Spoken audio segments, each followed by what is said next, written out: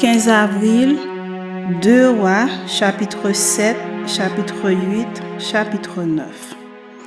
Élisée dit, « Écoutez la parole de l'Éternel. Ainsi parle l'Éternel.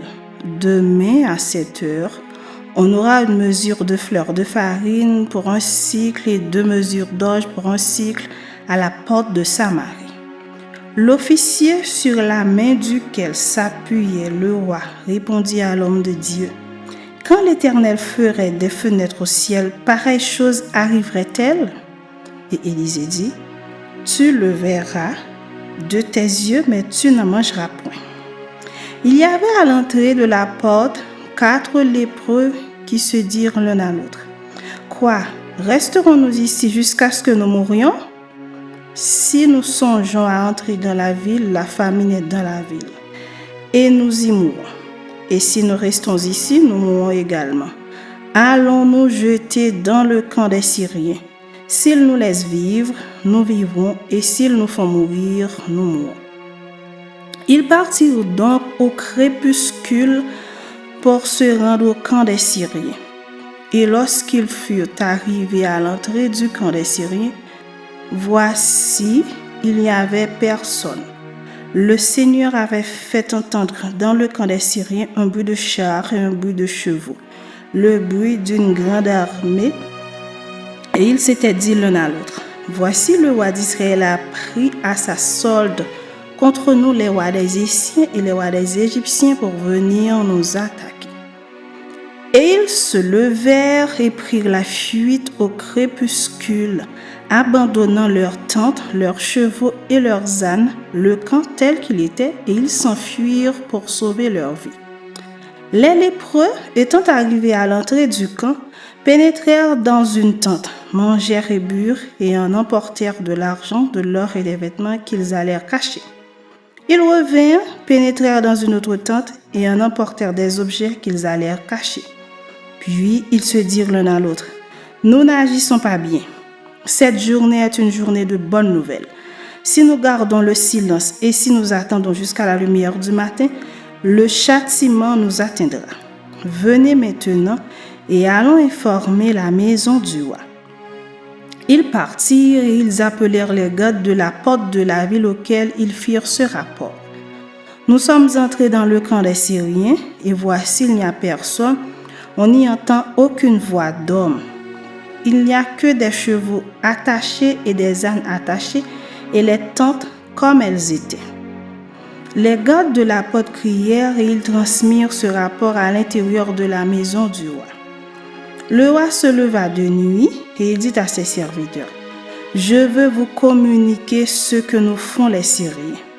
Comme ils savent que nous sommes affamés, ils ont quitté le camp pour se cacher dans les champs et ils se sont dit, quand ils sortiront de la ville, nous les saisirons vivants et nous entrerons dans la ville. » L'un des serviteurs du roi répondit, « Que l'on prenne 5 des chevaux qui restent encore dans la ville. Ils sont comme toute la multitude d'Israël qui est restée. Ils sont comme toute la multitude d'Israël qui dépérit. Et envoyons voir ce qui se passe. » On prit 2 chars avec les chevaux et le roi envoya des messagers sur les traces de l'armée des Syriens en disant, « Allez et voyez. » Ils allèrent après eux jusqu'au Jourdain, et voici, toute la route était pleine de vêtements et d'objets que les Syriens avaient jetés dans leur précipitation. Les messagers revinrent et le rapportèrent au roi. Le peuple sortit et pilla le camp des Syriens. Et l'on eut une mesure de fleur de farine pour un cycle et 2 mesures d'orge pour un cycle, selon la parole de l'Éternel. Le roi avait remis la garde de la porte à l'officier sur la main duquel il s'appuyait. Mais cet officier fut écrasé à la porte par le peuple et il mourut, selon la parole qu'avait prononcée l'homme de Dieu quand le roi était descendu vers lui. L'homme de Dieu avait dit alors au roi, « On aura 2 mesures d'orge pour un cycle et 1 mesure de fleur de farine pour un cycle, demain à 7 heures à la porte de Samarie. » Et l'officier avait répondu à l'homme de Dieu, Quand l'Éternel ferait des fenêtres au ciel, pareille chose arriverait-elle? Et Élisée avait dit, tu le verras de tes yeux, mais tu n'en mangeras pas. C'est en effet ce qui lui arriva. Il fut écrasé à la porte par le peuple et il mourut. Chapitre 8. Élisée dit à la femme dont il avait fait revivre le fils, « Lève-toi, va-t'en, toi et ta maison, et séjourne où tu pourras. Car l'Éternel appelle la famine, et même elle vient sur le pays pour 7 années. » La femme se leva, et elle fit selon la parole de l'homme de Dieu. Elle s'en alla, elle et sa maison, et séjourna 7 ans au pays des Philistins. Au bout de 7 ans, la femme revint du pays des Philistins, et elle alla implorer le roi au sujet de sa maison et de son champ. Le roi s'entretenait avec Géasi, serviteur de l'homme de Dieu, et il disait, « Raconte-moi, je te prie, toutes les grandes choses qu'Élisée a faites. » Et pendant qu'il racontait au roi comment Élisée avait rendu la vie à un mort, la femme dont Élisée avait fait revivre le fils vint implorer le roi au sujet de sa maison et de son champ. Géasi dit, « Ô roi mon seigneur, voici la femme, et voici son fils qu'Élisée a fait revivre. » Le roi interrogea la femme, et elle lui fit le récit. Puis le roi lui donna un eunuque auquel il dit, « Fais restituer tout ce qui appartient à cette femme avec tous les revenus du champ depuis le jour où elle a quitté le pays jusqu'à maintenant. » Élisée se rendit à Damas. Ben-Hadad, roi de Syrie, était malade.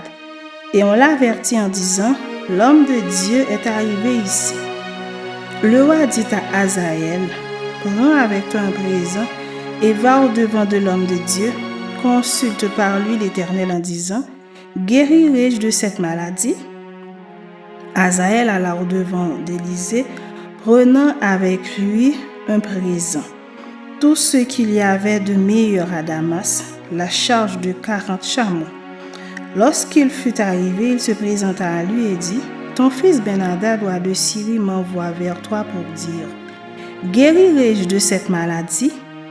Élisée lui répondit, « Va, dis-lui, tu guériras. » Mais l'Éternel m'a révélé qu'il mourra.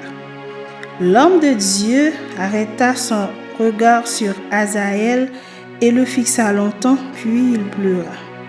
Hazaël dit, « Pourquoi mon Seigneur pleure-t-il » Et Élisée répondit, « Parce que je sais le mal que tu feras aux enfants d'Israël.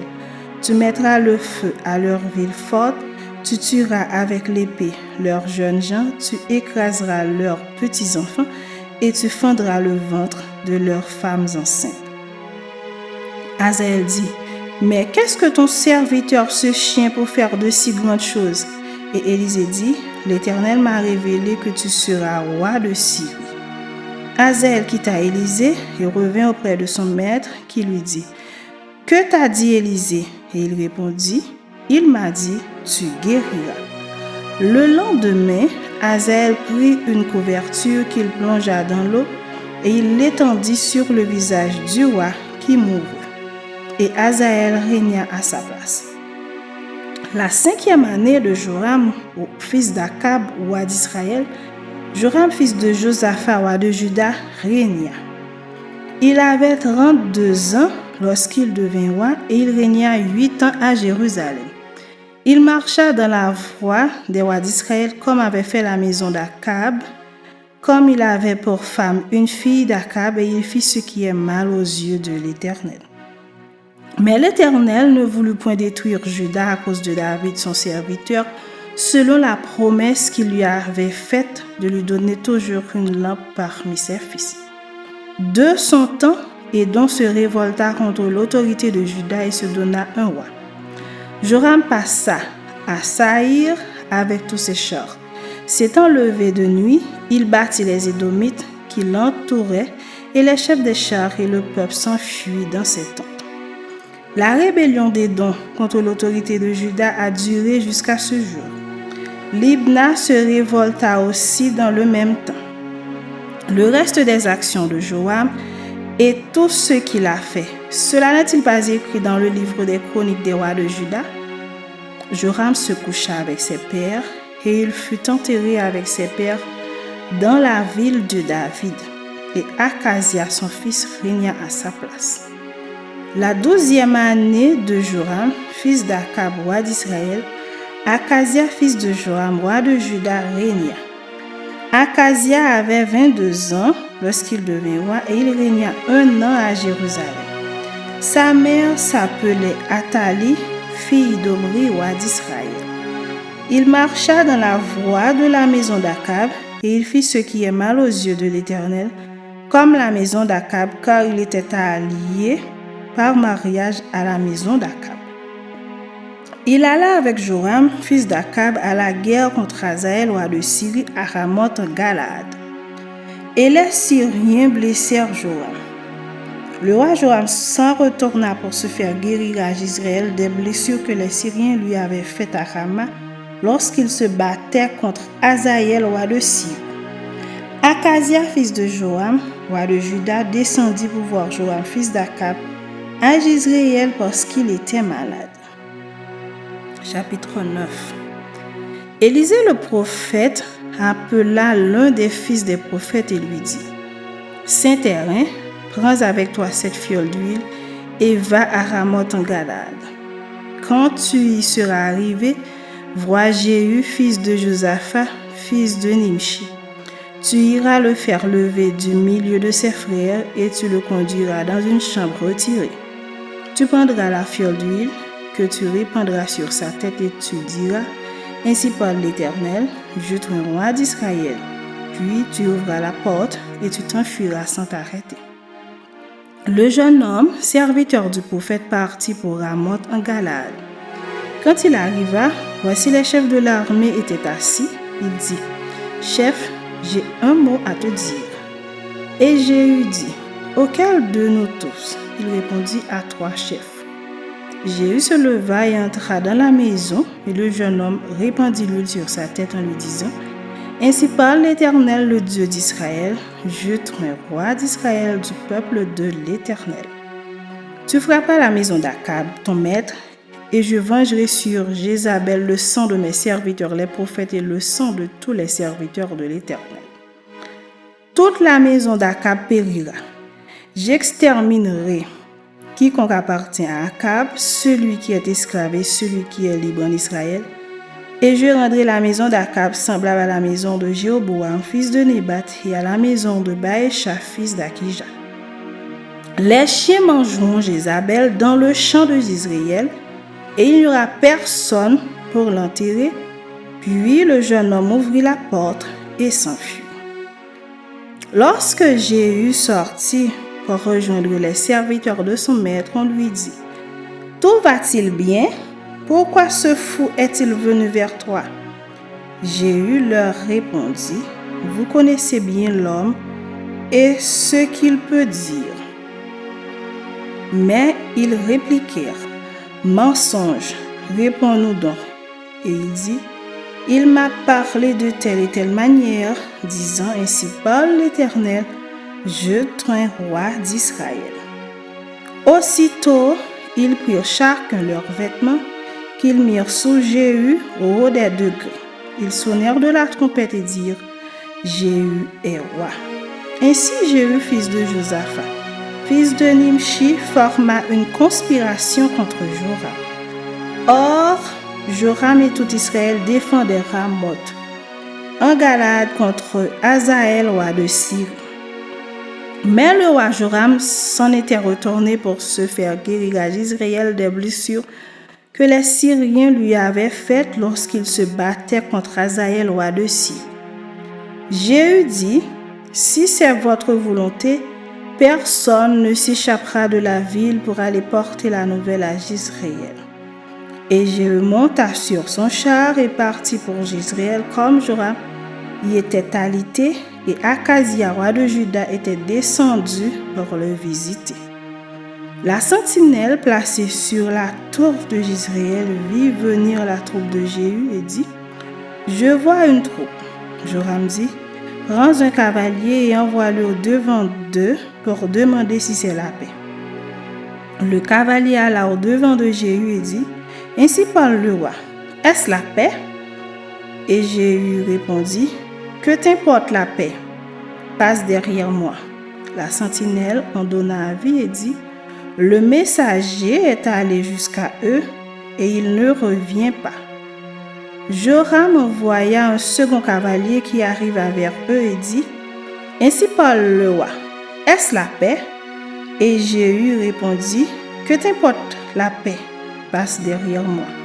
La sentinelle en donna avis et dit, il est allé jusqu'à eux et il ne revient pas. Et le train est comme celui de Jéhu, fils de Nimshi, car il conduit d'une manière insensée. Alors Joram dit, attelle, et on attela son char. Joram, roi d'Israël, et Akazia, roi de Juda, sortirent chacun dans son char pour aller au-devant de Jéhu, et ils le rencontrèrent dans le champ de Naboth de Jezréel. Dès que Joram vit Jéhu, il dit, est-ce la paix, Jéhu? Jéhu répondit, quoi la paix, tant que durent les prostitutions de Jézabel, ta mère, et la multitude de ses sortilèges? Joram tourna bride et s'enfuit, et il dit à Akazia, trahison, Akazia. Mais Jéhu saisit son arc, et il frappa Joram entre les épaules. La flèche sortit par le cœur, et Joram s'affaissa dans son char. Jéhu dit à son officier Bidkar, prends-le et jette-le dans le champ de Naboth de Jezréel. Car souviens-toi, lorsque moi et toi nous étions ensemble à cheval derrière Akab son père, l'Éternel prononça contre lui cette sentence. J'ai vu hier le sang de Naboth et le sang de ses fils, dit l'Éternel, et je te rendrai la pareille dans ce champ même, dit l'Éternel. Prends-le donc et jette-le dans le champ selon la parole de l'Éternel. Akazia, roi de Juda, ayant vu cela, s'enfuit par le chemin de la maison de Jardin. Jéhu le poursuivit et dit, lui aussi frappez-le sur le char. Et on le frappa à la montée de Gur, près de Gibléam. Il se réfugia à Megiddo et il y mourut. Ses serviteurs le transportèrent sur un char à Jérusalem et ils l'enterrèrent dans son sépulcre avec ses pères dans la ville de David. Akazia était devenu roi de Juda la 11e année de Joram, fils d'Akab. Jéhu entra dans Jezréel. Jézabel l'ayant appris, mit du fard à ses yeux, se para la tête et regarda par la fenêtre. Comme Jéhu franchissait la porte, elle dit, « Est-ce la paix, nouveau Zimri, assassin de son maître ?» Il leva le visage vers la fenêtre et dit, « Qui a pour moi? Qui ?» Et 2 ou 3 eunuques le regardèrent en s'approchant de la fenêtre. Il dit, « Jetez-la en bas. » Ils la jetèrent. Et il rejaillit de son sang sur la muraille et sur les chevaux. Jéhu la foula aux pieds. Puis il entra, mangea et but, et il dit, « Allez voir cette maudite et enterrez-la, car elle est fille de roi. » Ils allèrent pour l'enterrer, mais ils ne trouvèrent d'elle que le crâne, les pieds et les paumes des mains. Ils retournèrent l'annoncer à Jéhu qui dit, « C'est ce qu'avait déclaré l'Éternel par son serviteur Élie le Tishbite en disant, « Les chiens mangeront la chair de Jézabel dans le camp de Jezréel. Et le cadavre de Jézabel sera comme du fumier sur la face des champs, dans le champ de Jezréel, de sorte qu'on ne pourra dire c'est Jézabel. »